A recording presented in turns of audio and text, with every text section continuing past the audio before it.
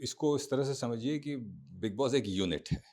लोगों के रिएक्शंस बहुत स्ट्रांग हैं, शायद पहले भी स्ट्रांग थे, तो वो 3 4 5 साल मुश्किल रहे।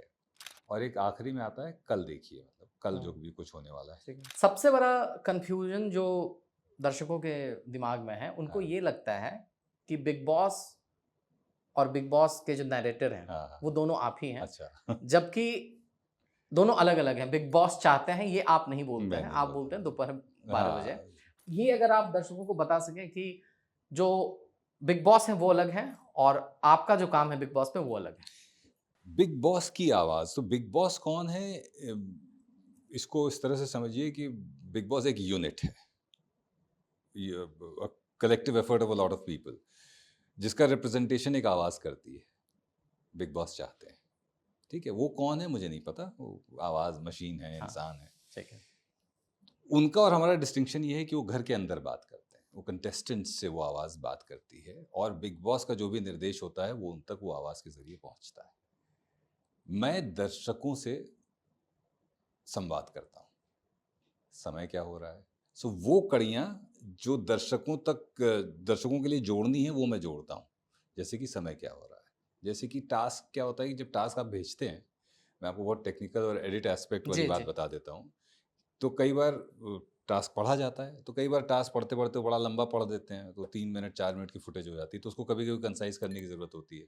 तो एक आवाज़ आपको पीछे से टास्क को पूरा पूरा 30 सेकंड 45 सेकंड में एक्सप्लेन कर देती है, वो मैं हूँ। कई बार अब तो बहुत कम हो गया, पहले ऐसा होता था कि जब दो लोग बात कर रहे हैं तीसरे आदमी की, और ये क्लियर नहीं हो रहा है कि किसकी बात हो रही है, तो पीछे से एक आवाज़ बताती थी, यहाँ विभू की चर्चा हो रही है। तो वो मैं कड़ी हूँ बेसिकली, जो और फिर अब वो चीज़ बंद खत्म हो गई ऑलमोस्ट। पहले क्या होता था, हर एपिसोड के बाद एक फ़लसफ़ा आता था, जो बेसिकली क्या होता था कि आप सम अप करते थे कि आज एपिसोड में क्या हुआ।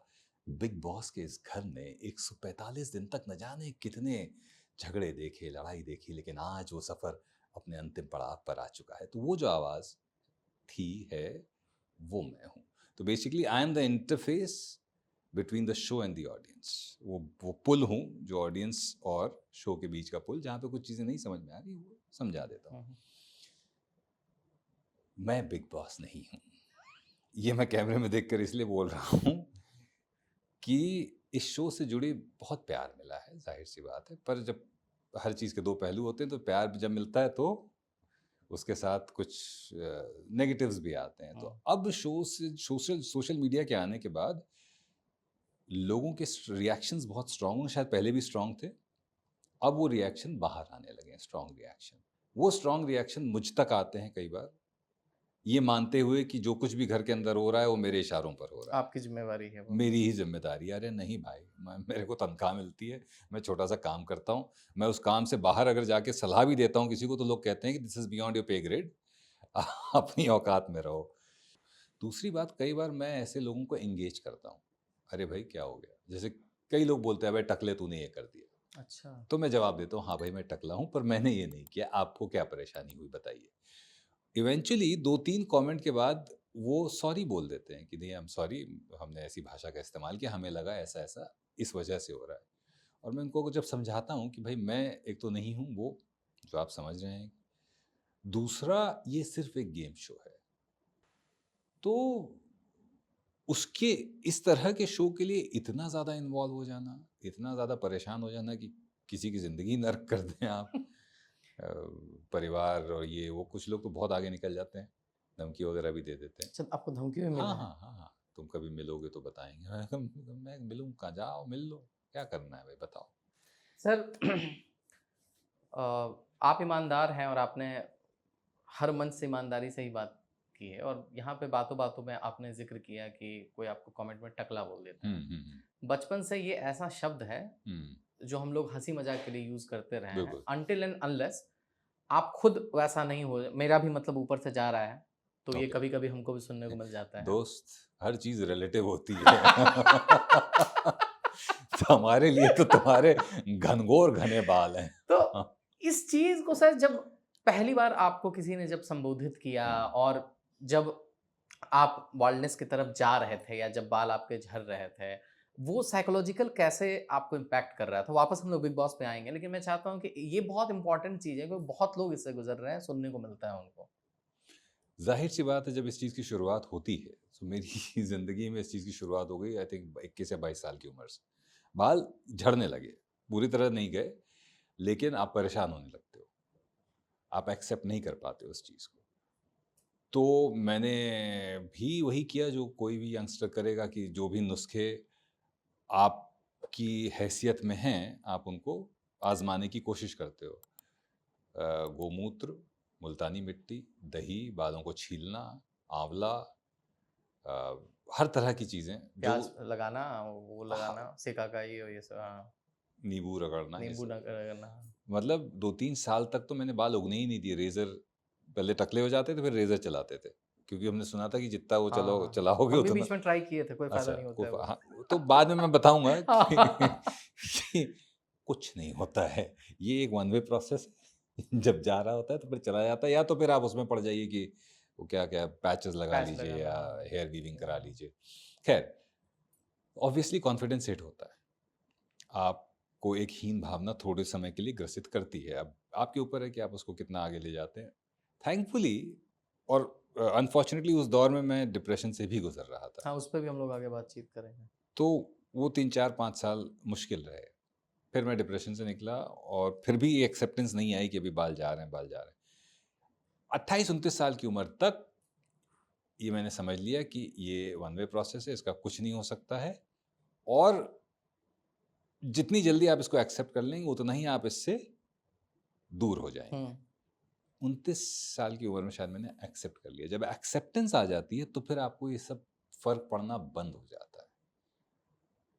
पिछले 16-17 सालों में मैंने इस चीज़ पे गौर ही नहीं किया है कि मेरे बाल हैं या नहीं है। जो हैं उसी को मैं मतलब अब तो मैं शेव करके ही अपना रखता हूँ, वो ट्रिमर चलाता हूँ। हुँ। तो इसको मैंने अपना लुक बना लिया। जब आप एक्सेप्ट कर लेते हैं, तो वो आपकी स्ट्रेंथ बन जाता है। सही बात है। तो हम सर वापस अभी हम लोग बिग बॉस बिग पे आना बॉस पे आ चाहते गए, हैं हाँ। और 2-3 सवाल करके फिर हम लोग आगे नहीं, नहीं, बढ़ेंगे। बिल्कुल। सर मैं बहुत ही बेसिक सवाल आपसे पूछता हूँ जो छोटे शहर में बैठा कोई भी आपका दर्शक आपसे जानना चाहता है कि बिग बॉस का एपिसोड चलता है, कैमरे लगे होते हैं, 80-90 कैमरे होते हैं, 135। 135 हुँ, कैमरे हुँ, होते हैं। इतना सारा फुटेज होता होगा, हुँ, राइट? तो आपका जो रिकॉर्डिंग प्रोसेस है, हुँ। ये मैं थोड़ा चाहता हूँ कि आप दर्शकों को समझाएँ कि क्या आप पूरा फुटेज देखते हैं, आप डेली का फुटेज देखते हैं या आपके पास कोई और फुटेज देख के आपको स्क्रिप्ट देता है, आप उसको रिकॉर्ड करते हैं? ये पूरा प्रोसेस क्या है वो मैं चाहता हूँ सर एक बार आप जी, बताएँ? जो मेरी लाइन्स हैं, जो मुझे बोलना है, समय जो है, वो तो जो फुटेज के हिसाब से समय आपको रिकॉर्ड करना है। इस पूरे शो में क्या होता है, ये आप एक दिन डिफर्ड लाइव देखते हो, तो बेसिकली आज जो हो रहा है, वो आप कल देखोगे। 24 घंटे की फुटेज अगले दिन कंसाइज़ होके तकरीबन डेढ़ पौने 2 घंटे की एक एडिट टेबल पे भेजी जाती है, जो कि जो एडिटर इन चीफ है वो देखता है। उस डेढ़ 2 घंटे की फुटेज को वो कंसाइज़ करके फाइनली 1 घंटे का बनाता है और चैनल के पास भेजता है उनके देखने के लिए कि वो देख के अब एपिसोड फाइनल करेंगे। जब ये प्रक्रिया चल रही होती है, तब वहाँ पर जो क्रिएटिव डायरेक्टर्स होते हैं, वो डिसाइड करते हैं कि अच्छा यहाँ पे हमें एक वॉइस ओवर चाहिए होगा, यहाँ पर एक वॉइस ओवर चाहिए होगा, इसको लिख के वीवीएस को भेज दो। तकरीबन शाम के 6 बजे के आसपास ये प्रक्रिया शुरू होती है, मेरे पास वॉइस ओवर आने शुरू होते हैं। ठीक है। और उसकी स्क्रिप्ट आनी शुरू होगी। हाँ, हाँ। कि अगर टास्क को कंसाइज़ किया गया है तो उसमें क्या लिखा होगा, क्या बोलना है मुझे। अगर शो के शुरुआत में कुछ लाइनें जानी है कि आज देखिए, हुआ ये, तो वो उसको प्रीकैप बोलते हैं, अगर वो भेजना है तो वो भेजा जाता है। फिर एक होता है कहते हैं कमिंग अप्स, हाँ, आगे देखिए, विभु ने किया विजय विक्रम सिंह का इंटरव्यू, तो वो हो गया। तो वो कमिंग अप्स जो होते हैं वो प्रोमो की तरह होते हैं, हुक बनाने के लिए, ताकि ऑडियंस जब ब्रेक में जाए तो उसके पास हुक हो कि हम आगे ये देखने वाले हैं। और एक आखिरी में आता है कल देखिए, मतलब कल जो हाँ, भी कुछ होने वाला है, ठीक है। उसकी एक 30 सेकंड 1 मिनट की क्लिप आती है। तो ये सब कुछ एडिट टेबल पर डिसाइड होता है, एडिटर इन चीफ डिसाइड करते हैं, बताते हैं, ये लिख के भेज दिया जाता है और फिर मैं उसको रिकॉर्ड कर देता हूँ। तो इस तरह से ये प्रक्रिया है बेसिकली। तो हर दिन 105 दिन जब शो चलता है, हर दिन इस शो के दौरान मुझे ये ध्यान रखना होता है कि शाम को 6 बजे से रात में 11 बजे के बीच में मैं अनअवेलेबल ना हूँ।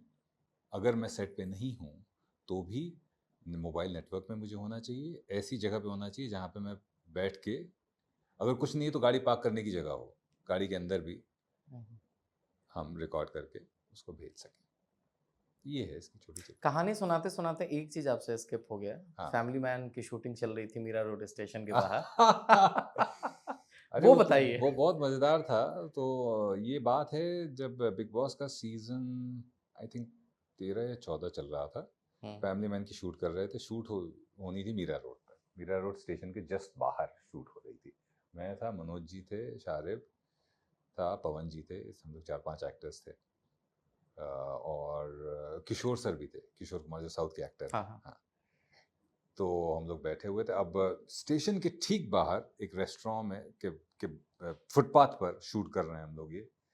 अब मेरा सबसे बड़ा चैलेंज ये हुआ कि शूट शुरू हो गया, हमको लगा था 12 बजे तक शुरू होगा, नाइट शिफ्ट थी, 9 to 9 की शिफ्ट थी, वो शुरू हो गई जल्दी। और हमारा एपिसोड 10:30 बजे टेलीकास्ट होता है। तो 10:30 से पहले मतलब 8 से 10:30 का टाइम बड़ा क्रिटिकल होता है। उस समय कोई भी वॉइस ओवर कभी भी आता है, कोई भी उड़ता तीर आएगा। शॉट चल रहा है, सडनली फ़ोन आता है, ये वॉइस ओवर भेजना है। अब मैं देख रहा हूँ यहाँ कहाँ है, वहाँ गाड़ी भी नहीं आ पा रही। क्या किया जाए, क्या किया जाए? तो मैंने देखा बगल में एक कपड़े की दुकान थी। मैं गया कपड़े की दुकान में, मैंने उनको, तब लोग उतना नहीं पहचानते थे, उतने इंटरव्यूज़ मेरे नहीं हुए थे, तो उतना नहीं पहचानते थे। मैंने अपने आप को इंट्रोड्यूस कराया और मैंने कहा मैं ये करता हूँ, मुझे आपकी दुकान में रिकॉर्डिंग करनी है चेंज रूम में जाकर। उसको फिर भी समझ में नहीं आया, पर वो भला आदमी, तो उसने कहा ठीक है कोई बात नहीं। और मैंने दरवाज़ा खुला रहने दिया, मैंने रिकॉर्ड की उसको। मतलब वो तो गिल हो गया, फिर तो शूट वूट करने लगा कि हमारी दुकान में क्या हो रहा है। मैंने कहा ये अभी 1 घंटे बाद टीवी पे भी सुन सकते हो अगर तुम्हें लग रहा है। तो वो नहीं, अरे अच्छा आप ही हो क्या वो?